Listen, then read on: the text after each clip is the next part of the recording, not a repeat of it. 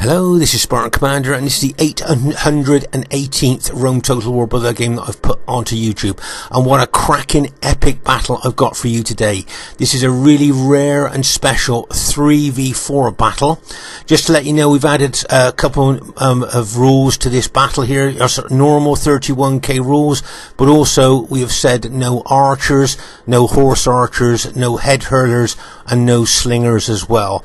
Okay, so that's additional rules we've added to the 31k rules. But as I say, this is a 3v4, and what a cracking battle I've got for you to watch. Okay, our first teammate is Brotherhood member Madking. Now he's got 14 Sacred Band Spearmen and 6 cavalry. Okay, what we're going to do, we're going to have a look at these armies a little bit later on, because I need to explain something to you about the money in this game. Okay, our next teammate is myself, Spartan Commander. I've got 15 urban cohorts and 5 cavalry. Okay, 15 urban cohorts and 5 cavalry. And our last teammate is Brotherhood member Barclayman, and he has got 15 pikes, 4 chariots and 1 cavalry unit. Okay, so that is our team there. It's a very diverse team. There, Carthage with Madking, Rome with myself, and Pontus with Barclayman. I say it's got the potential to be an absolute cracking battle. And here is the other team. We have Brotherhood member Mars, the host of this battle. Now Mars has got 16 Silver Shield Legionnaires, 6, and he got 8 Silver Shield Pikemen, and he's got 6 cavalry. Okay, and I've have a quick look at the upgrades there. You'll see that he has got Gold Shield, Gold Attack on his Silver Shield Legionnaires there. And if we have a look at his pikemen, we'll see that they've got 7 upgrades and Experience Stripe, Gold Shield, Gold Attack on his Silver Shield pikemen there. Okay. And if we have a look at his cavalry, he's got, oh my gosh, he's gone for the companion cavalry rather than the cataphracts. Now remember, these companion cavalry have got a massive 10 charge bonus. I think that's the highest charge bonus in the game. Remember, the charge bonus is the impact and penetration that a unit can do. Let's have a look at the upgrades, and he's just got Gold Shield, Gold Attack on his companion cavalry. They're sometimes called the Winged Horsemen because of the wing type thing they've got on their helmets there. But make no mistake, these are serious cavalry with their massive 10 charge bonus. So that would be a tried and tested Mars Seleucid army there. Their next teammate is Brotherhood member Aurelius. Now Aurelius has got 11 Spartans, okay, and 5 light cavalry. And he's got some Pell tests there as well. As you can see, I think he's got 4 Pell tests. Okay, so remember, there's no archers in this game, but these Pell tests, they can throw missiles. If you notice what they're carrying in their hands, they're like pilas there, or spears that they can throw into enemy troops there. So that's why he's got them there. And of course, he's got his light cavalry there, which he can use very well. So that is a tried and tested Greek cities army of Aurelius's, faction of choice. The next teammate is Brotherhood member Mantu. Now Mantu's got 11 chosen axemen, 3 screeching women, and 6 cavalry. Now when Mantu first started to play Rome Total War, this is the army that he bought, and he's decided to resurrect this army from all those years ago for this particular battle. Okay, so this is a tried and tested old school army of Mantus there. You see he's only got Gold Shield, Gold Attack on his axemen. If you just look there, you'll see those effective against armor axes that can cut wide swathes through enemy troops, heavily armored troops like Roman infantry. Okay, we know that barbarian troops have got low morale, so to bring units to boost the morale is a really good tactical move.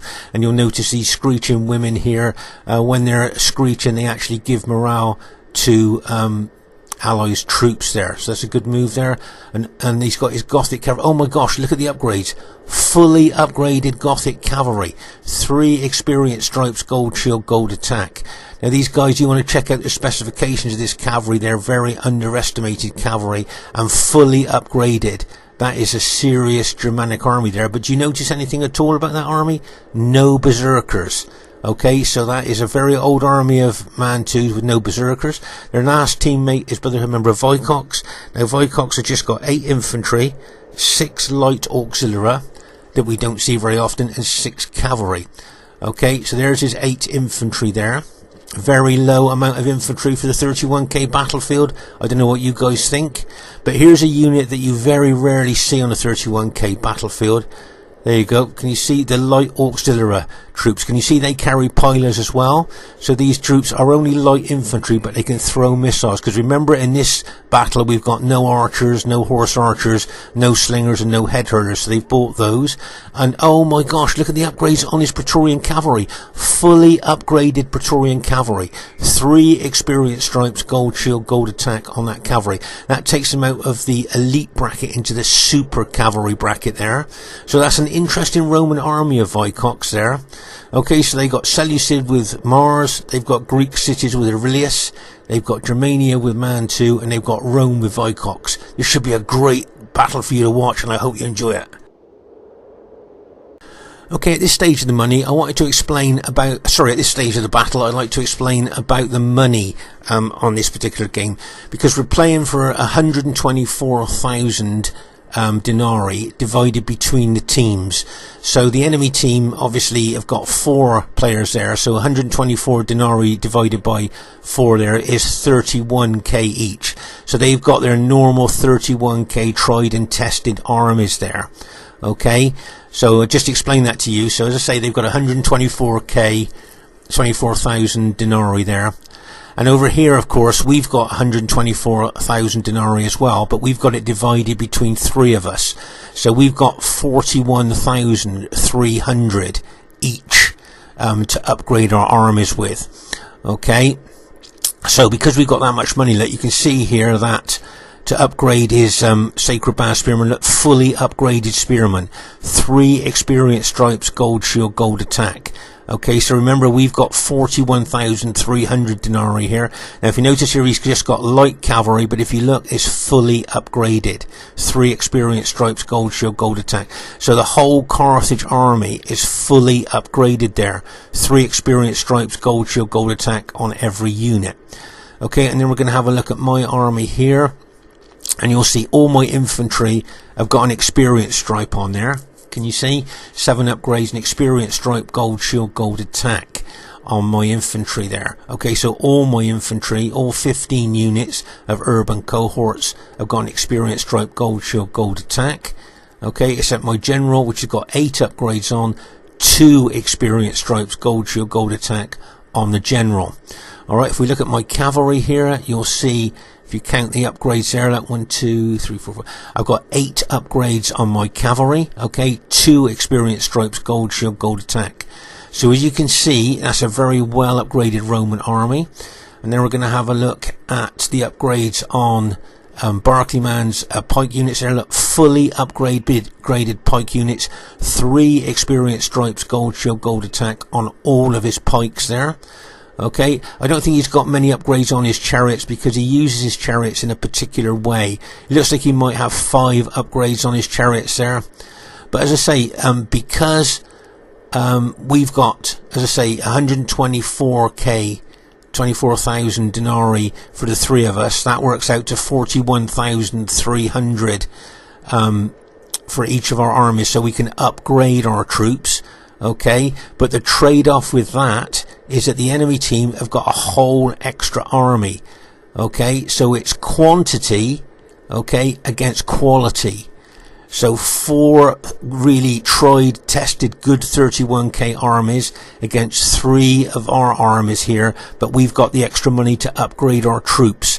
So it is really going to be a quantity against quality battle. If one of us gets separated or we make a mistake, we are going to be inundated by the extra number of troops that the enemy have got. And then the extra upgrades we've got our troops could be neutralized by the number of troops that the enemy have got. Remember, those are all veteran players that we're facing with really good tried and tested 31k armies. This should be a cracking battle for you to watch, and I really hope you enjoy it. Okay, at this very, very early stage of the battle, you'll see Barclayman sending one of his fast-moving cavalry units there to start to harass and harangue the enemy troops, try to cause casualties in these light auxiliary missile troops there. As you know, Barclayman very aggressive with his light cavalry, with his fast-moving cavalry and his chariots there. Can you see how he's charging in there, causing problems for the enemy troops there. If you notice that the enemy are not bringing any cavalry over at the moment, they're just letting his cavalry kind of run amok, if you like, in amongst their light missile troops there. But it wouldn't surprise me if they sent cavalry over pretty soon now, although he's caused a lot of casualties already to those light auxiliary units. You can see now Mantu bringing some of his Germanic cavalry over there. So my guess is that Barclayman now will move that fast moving unit away, although he's bringing a chariot unit over there, which looks to me like he may well have been thinking to charge that in there, maybe with that cavalry unit as well. As we know, Barclayman's kind of a bit of a master with the chariots. He's got a very good way that he handles the chariots, very tactical, very strategic there, and you can see there Aurelius running forward some of his heavy peltests towards the chariots there. Okay, so let's just pause the game for a second here. So just to say, the three of us need to stay close to each other. As I said earlier, if we get separated, the quality that our troops have got with that extra money will be neutralized by the sheer number of enemy troops. Okay, so we need to stay together here and stay close together so we can support each other if the enemy does any heavy attacks on us. Okay, still at this very, very early stage of the battle here. As I said earlier, you can see that we need to keep close in a 3v4. If ever you're in a 3v4, always keep close. You can see the Greek cities there may well come to attack my Roman army there, and the Seleucid pikemen may well assist the Greek cities to attack my army. So that's why Madking has kind of anticipated that and put some reinforcement, fully upgraded spearmen in behind my army, just in case I need any support from a pike and spear attack there. Now over here you will see once again Barclayman trying to harass and harangue the enemy team there. It wouldn't surprise me if he charged that chariot unit into enemy cavalry, or maybe into the enemy infantry there, hoping that that chariot would run amok. Now remember, when a chariot runs amok, it seems to be stronger and more destructive in amok mode than it does in normal mode, which has always seemed a bit strange to me, but that's what it seems to be. So just watch how Barclayman's going to use his chariots. As I say, he's become kind of a bit of a master in the use of chariots that a lot of us have noticed. So it'll be interesting to see how he handles them during the course of the battle. Now over here on our far right flank, you'll see that Madking has got his light fully upgraded cavalry there, and you can see that Aurelius has got his light cavalry there as well. Now remember, we're up against 4 armies, and these 4 armies are all tried and tested, battle hardened armies here, with veteran players. So as I say, a 4v3 is always a challenge for the 3. Even though we got better quality units with the extra money we've got, any mistakes that we make, we will just be completely swamped by enemy troops because of the extra numbers they've got. Now here you can see the way that Mars there is moving his Seleucid legionnaires forward. It looks like he's going to attack my Roman army there. There you are. I can see him moving his Seleucid legionnaires forward. Remember, those legionnaires can throw pilas just the same as urban cohorts. So I've got a feeling there's going to be a lot of pilot exchanging going on here, as you can see. Oh my gosh, just look at those pilas going in. Remember, those pilas are effective against armour, so they're going to do a lot of damage there to both of our forward units.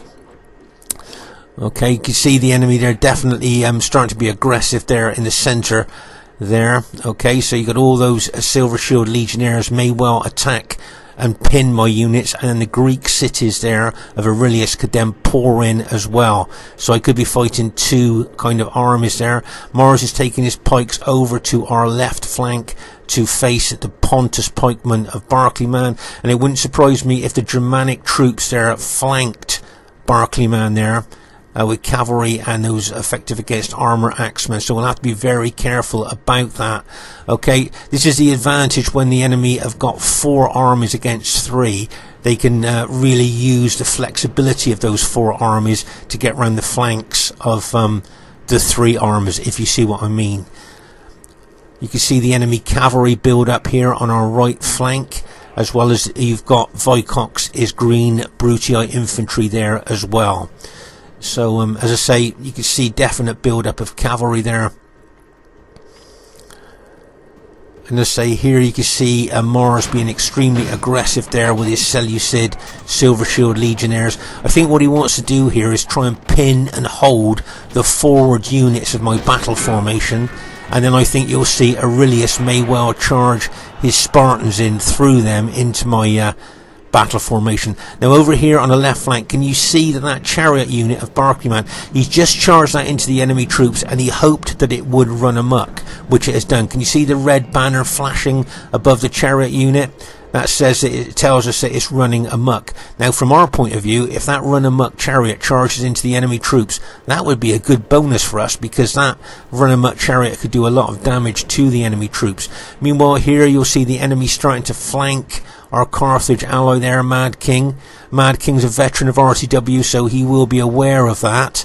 But just here you can see the enemy troops there. I can see Aurelius bringing his Greek cities now through his Seleucid allies, legionnaires there, to attack my units. Okay, let's just pause the game for a second there. So as I say, you can see there the Spartans going to join their Seleucid allies there in attacking my battle formation, and you'll see that Madking is bringing the reinforcements that he had behind me forward there to help neutralize the attack of the Spartans onto my infantry. Meanwhile, over on our right flank here, Madking's put lines of spearmen out there to try and neutralize the cavalry advantage that the enemy team have got. Okay, make no mistake about that.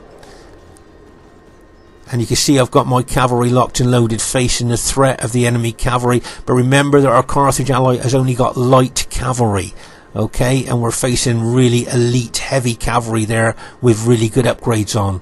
So it'll be interesting to see what happens there. Now meanwhile over here, this is what we were hoping for. This is what Barclayman is always hopes for, is that one of his amok chariots will run into the enemy troops, because don't forget, in amok mode they seem to be stronger. Get ready for this, and bang, as they smash into those Germanic troops. Now, it couldn't have been worse for the enemy than this, because those axemen have got no armour, so they've got no protection. Their defence is really low, and that amok chariot, make no mistake, will be cutting down those Germanic troops there. That run amok chariot, as I say, in amok mode they seem to be stronger than they are in normal mode, which is always a bit strange to me. But that amok chariot has just caused massive casualties there. Just look at all the dead axemen now that run amok chariot has just chopped down. Just look at all those dead axemen there. And I think it chopped down some of the Germanic cavalry as well. There you are. You can see some of the Germanic cavalry has been chopped down by that amok chariot. As I say, Barclayman's really got really good tactics when it comes to chariots here. He doesn't spend a lot of money on them, but he just charges them into enemy troops and hopes that they run amok. And then those run amok chariots just chop down the enemy troops like there's no tomorrow there. You can see that. You just see how they just chop down all those enemy troops there, that one run amok chariot. So a nice tactical attack there with that chariot by Barclayman there. As I say, he's become the master of chariots, I would say, now. And here you can see Aurelius's Spartan units there pushing in to my Roman units there. Okay, but as I say, you can see Madking has put 3 of his fully upgraded Sacred Band spearmen there as well, to help try and neutralize the attack of the Seleucid legionnaires and the Spartans there. You'll see that Barclayman is also helping me out as well by putting a couple of his fully upgraded pike units in against the Spartans there.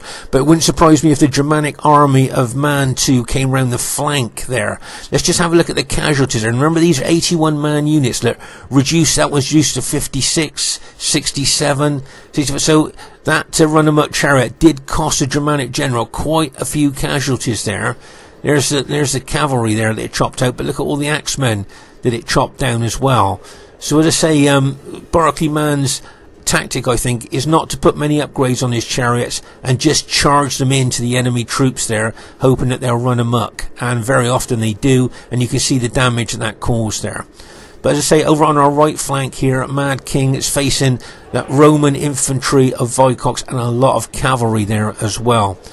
Okay, my Roman formation there is trying to hold against those Greek cities and Seleucid legionnaires there. You can see Mad King bringing a lot more of his fully upgraded spearmen in. You can see that Barclayman's helping out here with his fully upgraded pike units as well. So as I say, in the 3v4, the three of you have got to work as a real team here.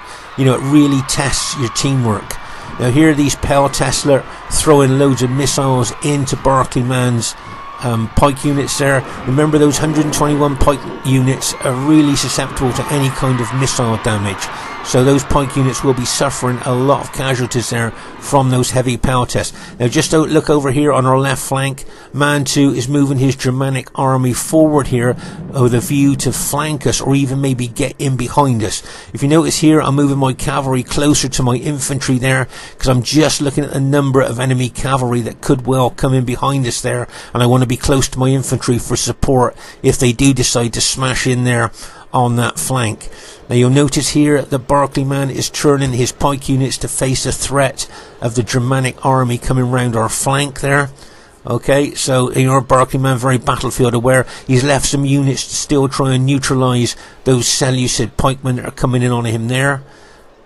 And also, as I say, he's putting a lot of his pikes into attacking the Spartans are. Now these screeching women are taunting. Look, you can see, if you look at the right there, you see they're taunting, so they're chanting, so they're giving morale bonus to all of the enemy troops there. Remember, the morale boosting units don't just give morale to their troops, they give it to all the team. And there where you've got Aurelius has got his general there just in behind the fighting troops, so that unit will be giving morale boost to the enemy troops as well. As I say, don't forget, morale boosting units give morale to all of the team, not just their own troops there. So with the screeching women and that Greek city's general there, there's a lot of morale going in for the enemy troops there.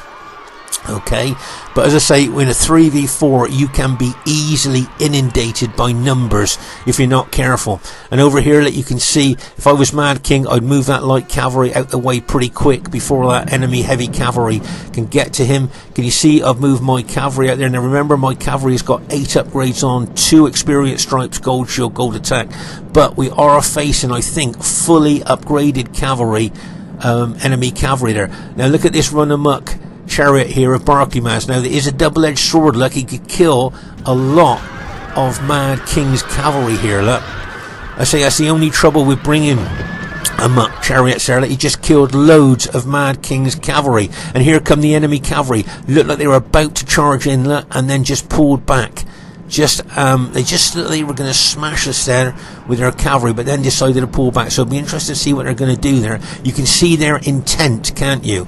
They'd like to take out our cavalry and then smash into the rear of our engaged troops. If you notice this, I've kind of anticipated that, because I've put my general into my infantry, but I'm facing him backwards.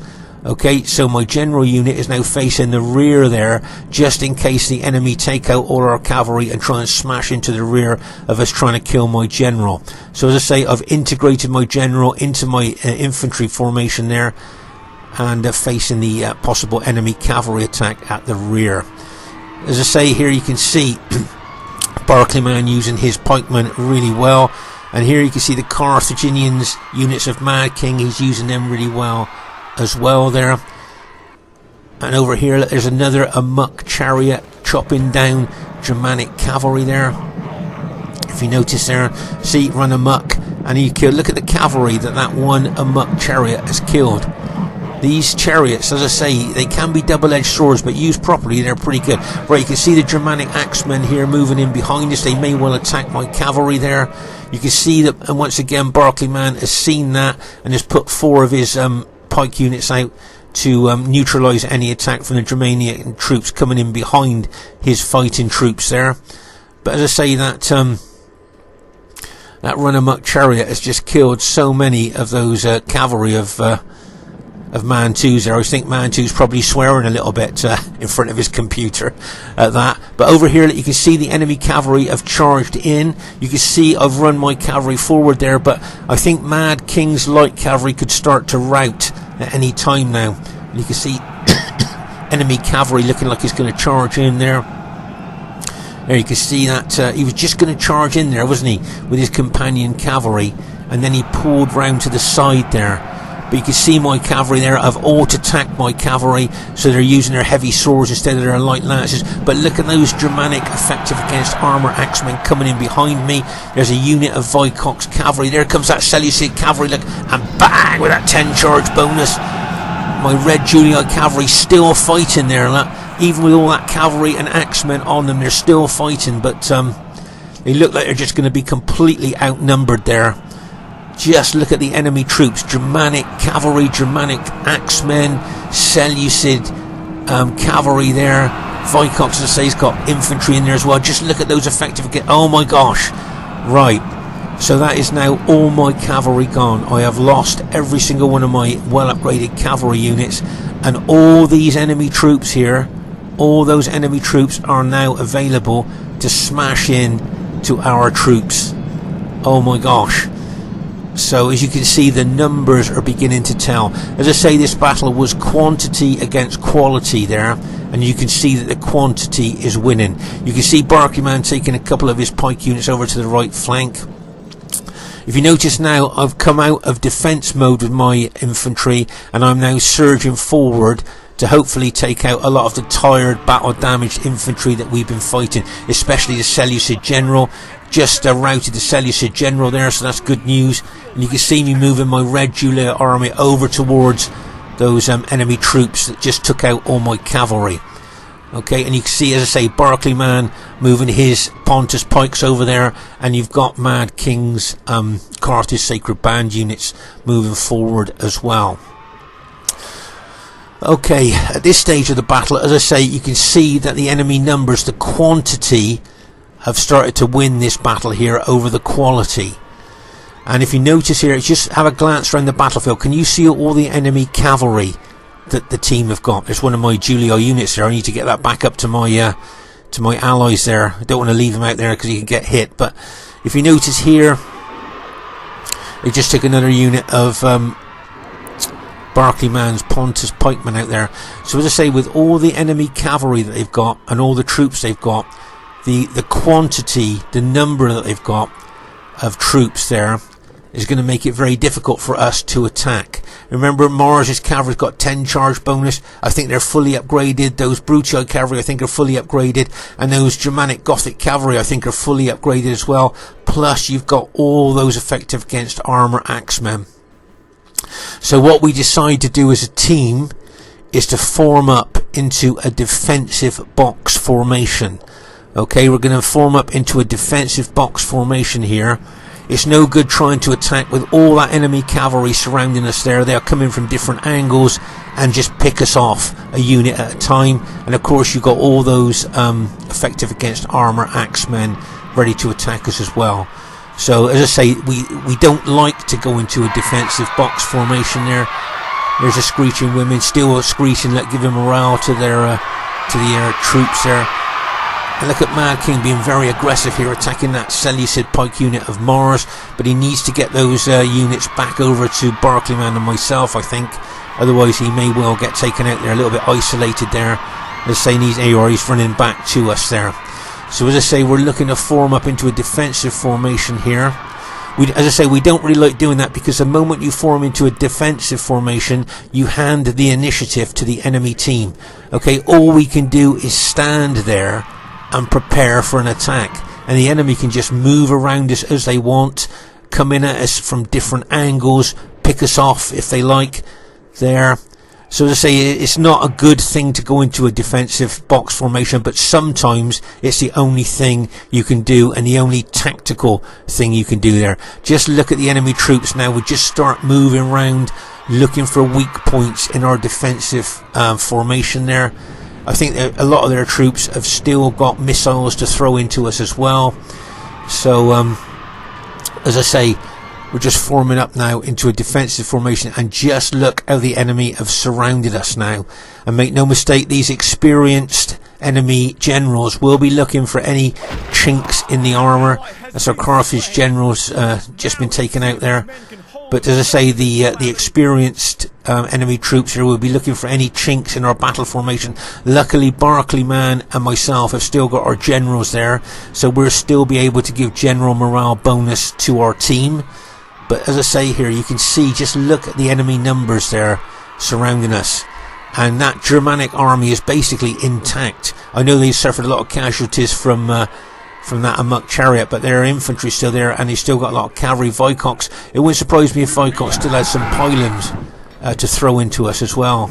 It wouldn't surprise me if that happened as well there. As I say, we're trying to make our defensive box formation as watertight, if you like, as we can. But in these formations there are always weak spots that the enemy will look to exploit. And you can see there the way that they're moving around our battle formation there. As I say, just looking for chinks in the armour of our defensive battle formation there. And there's a wide open view of the enemy team beginning to surround us there. You can see Aurelius moving those peltests forward. It wouldn't surprise me if they had some missiles there ready to throw into us. And as I say, I'm pretty sure Vicox has still got some pylons that he can throw into us as well. And he's got some light auxiliary, hasn't he, with pylons. Can you see the weak spot in this battle formation? It's the corners. Can you see the corners there? That is what they'll be looking at to attack there. In defensive formations, it's always the corners there. Like, can you see? Because you've got one unit facing one way, look, and one unit facing that way. But in between those two units is a vulnerable spot. And it wouldn't surprise me if the enemy looked at the corners of our battle formation to try and break in. Okay, so just watch out for that. As I say, we're trying to make our battle formation, defensive formation there, as tight and as watertight as we can get it there. But as I say, we're up against very experienced RTW players here, so they will be looking for the chink in the armour, if you know what I mean. Look how Mars is moving his fully upgraded companion cavalry with their 10 charge bonus around, looking for the right angle to come in. You've got, okay, battle damaged Brutii cavalry, but I believe they were fully upgraded as well, so they'll be looking to hit us at different angles. If you notice the way that the enemy are moving around, they'll be looking to hit us, as I say, from different angles, different positions, just, as I say, trying to exploit any weak spots that they can see in our battle formation here.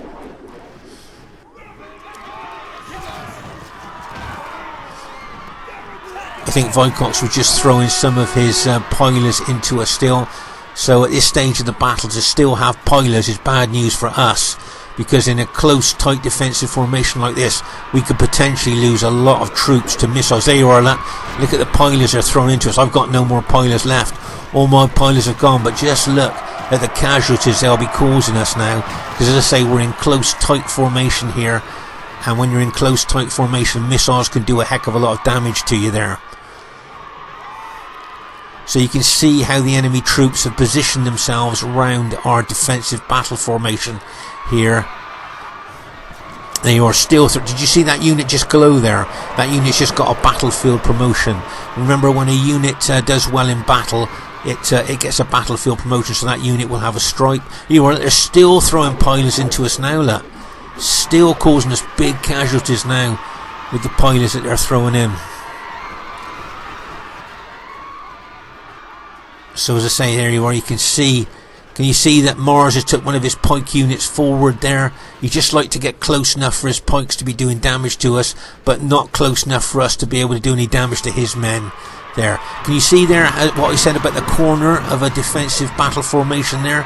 Can you see how Mars is trying to exploit the corner there, the weak spot?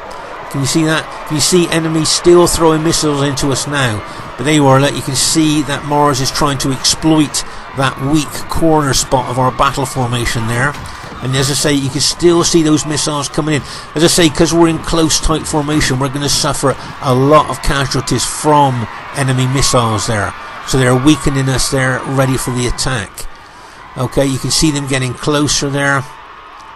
As I say, they're just, I think what they're going to do, they're going to throw all their missiles in first before they hit us with everything that they've got. and they may well advance into us in Testudo. Vicox is Roman. There you are. Look. Can you see Vicox has got his troops in Testudo formation there, and now they've opened. As he presses the attack, they come out of Testudo, look, and then attack.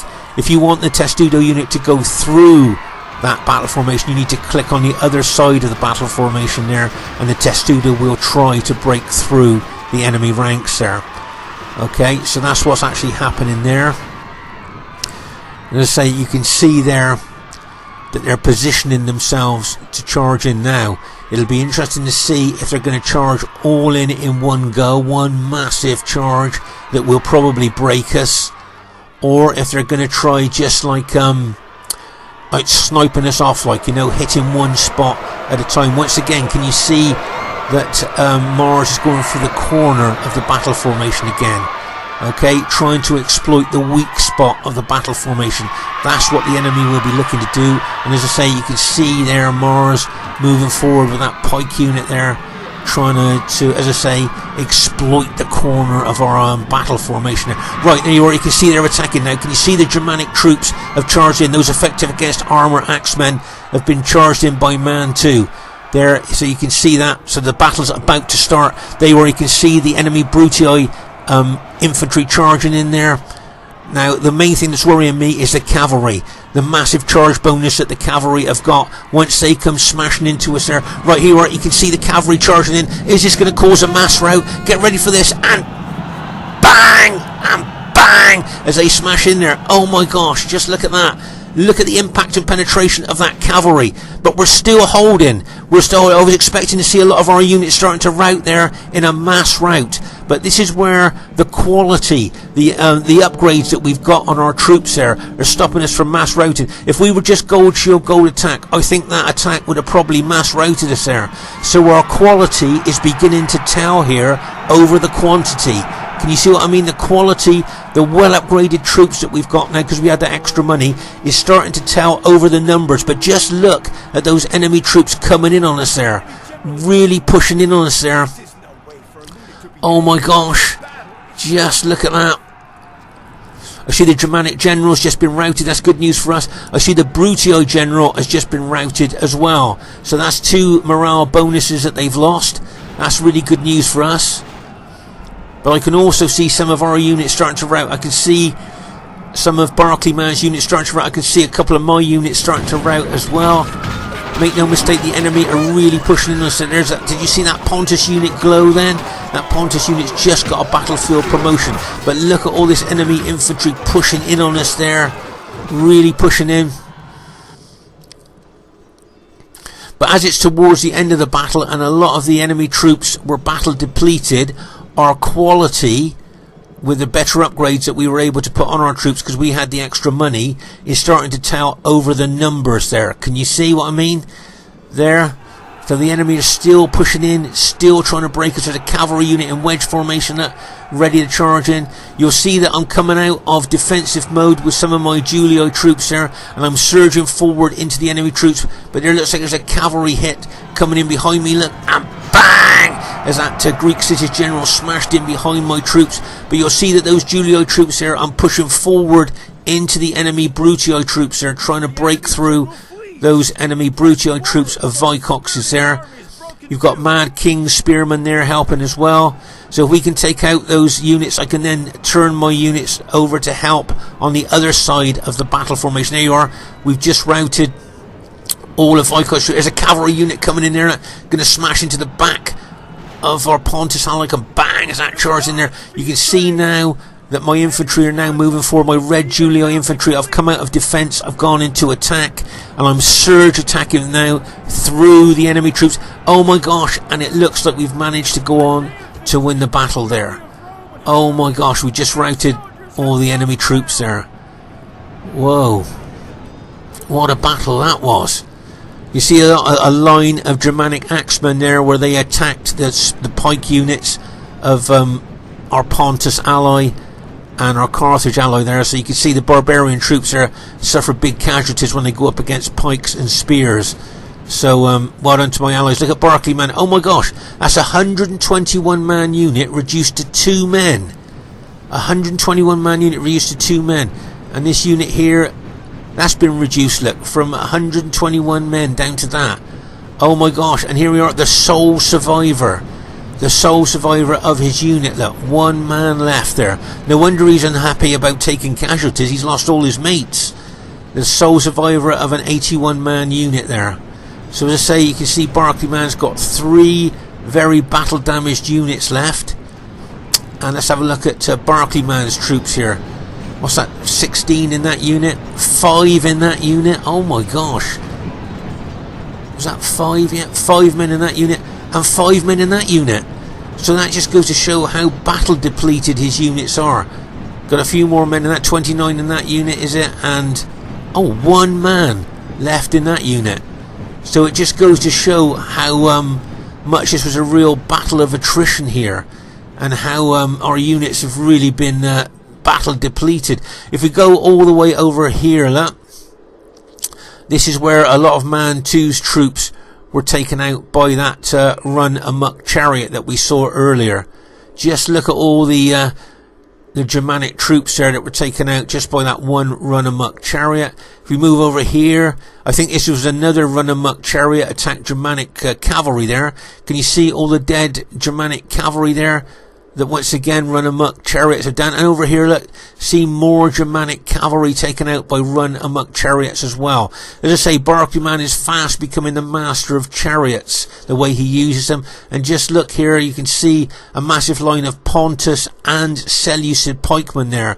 Died in a massive line there. Seleucid on the left, look, Pontus on the right. They're dead. There, that was the pikes taken on the pikes there. As you move further up the battlefield, you start to see Spartan dead. The red cloaks of the dead Spartans there really stick out in the snow. As you move across here, you can see more and more dead here. Oh my gosh. So intense the fighting was here. And then of course where we put our defensive formation there, you can see the dead troops all the way around the battle formation there. Oh my gosh. And over here, look, this was another massive part of the battle there. Just look at all the dead there. That was where I think our cavalry got taken out, where Madking's and my cavalry got taken out by that massive amount of enemy cavalry and those Germanic axemen that came in behind us as well there. So as I say, it's quite a condensed battlefield really, but as I say, so in this particular battle, quality won over quantity. It's very interesting. Okay, the first thing I'd like to say is really well played to everybody in the game. I thought everybody played really well there, guys. It was a great battle. And it was an average victory. Now, looking at the troops that we had left, I thought it would have been close. I don't know what you think. I thought it would have been very close. I'd just like to show you the highest kills in the game. Get ready for this. Goes to Barclayman with Pontus. 2,820 kills. 2,820. I always think it's special to get to 2,000, but to get 2,820, that is some massive kills there for Pontus. So really well done to Barclayman. I reckon he got a lot of those kills with his amok chariot tactics that he uses. So well done. Well done to Mars with his Seleucids there. Got some good kills there with his Seleucids. Well done to Aurelius. Got some good kills with his Greek cities army there. I think Mantu is going to be disappointed. As I say, if we get less than 1,000 kills, we are a little bit disappointed. So he'll be a bit disappointed with that old Germanic army. And well done to Vicox as well. Got some great kills as well. So really well played, guys. That was a really well played battle. My kills, I'm quite pleased with that. 1,534 there, so quite pleased with that. As I say, well done to Barclayman, highest kills in the game by miles there. And well done to Madking, he was helping all over the battlefield there. So well done to him. As I say, it really was a quality against quantity battle there. We had obviously the extra money so we could upgrade our troops, but they had a whole extra army there. So it's a quality against quantity battle there, and I thought it was a really exciting one, and I hope you enjoyed it as well. Very rare to do a 3v4, and as I say, it was a really interesting and exciting battle. Please give us a thumbs up or leave us a comment if you enjoyed the battle, and bye for now.